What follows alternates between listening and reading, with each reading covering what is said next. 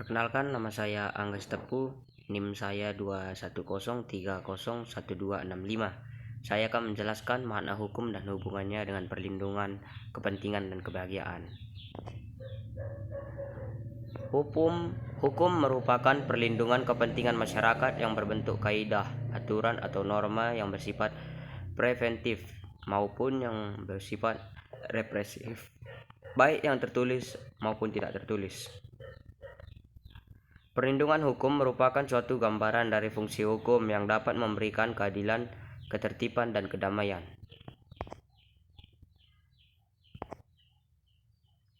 Hukum adalah bagian dari perangkat kerja sistem sosial, berfungsi untuk mengintegrasikan kepentingan anggota masyarakat sehingga tercipta suatu keadaan yang tertib dan aman. Respon.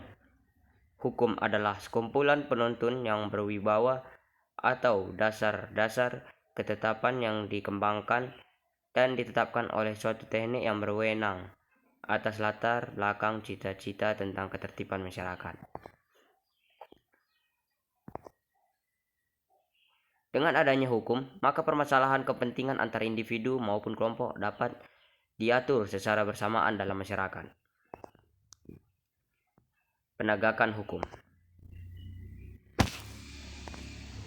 Penegakan hukum adalah upaya atau proses supaya norma-norma hukum secara kokoh dan nyata berlaku dalam kehidupan bermasyarakat dan bernegara.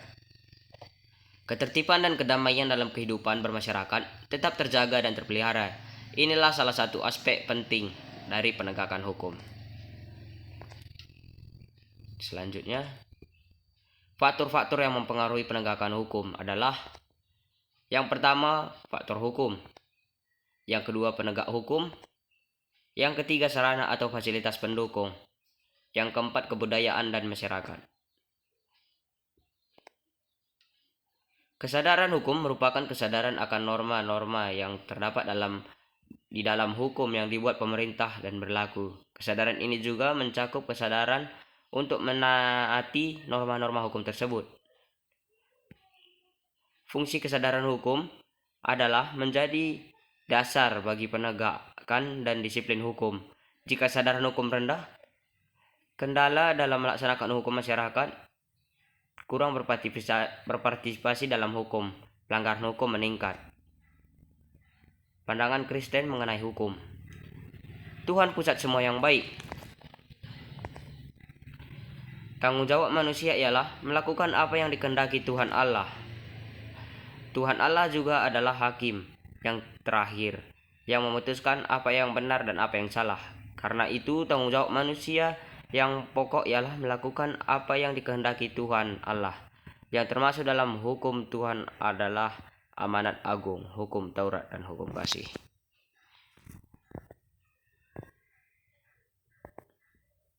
Selanjutnya, amanat kebudayaan.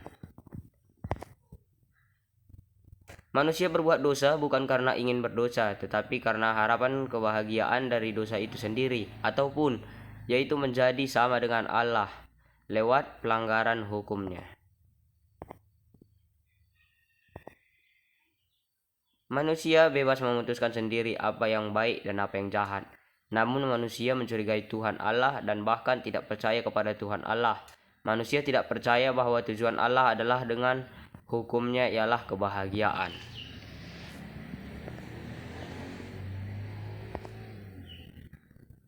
Amanat kebudayaan selanjutnya. Dosa selalu bersifat teologis atau penyimpangan dari aturan hukum dan sarana yang ditentukan Allah.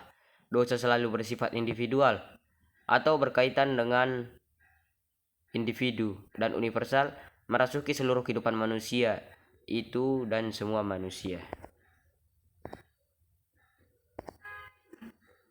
Allah jatuhkan hukuman atas pelanggaran hukum atau pelaku dosa, atau mati rohani, jasmani, dan mati kekal. Manusia tidak bahagia karena pelanggarannya. Allah berikan jalan keluar bagi pelanggar hukum atau pelaku dosa lewat penebusannya. Sekian penjelasan dari saya, Angga Tepu, dari kelas pendidikan Protestan kelas 4. Sekian, terima kasih.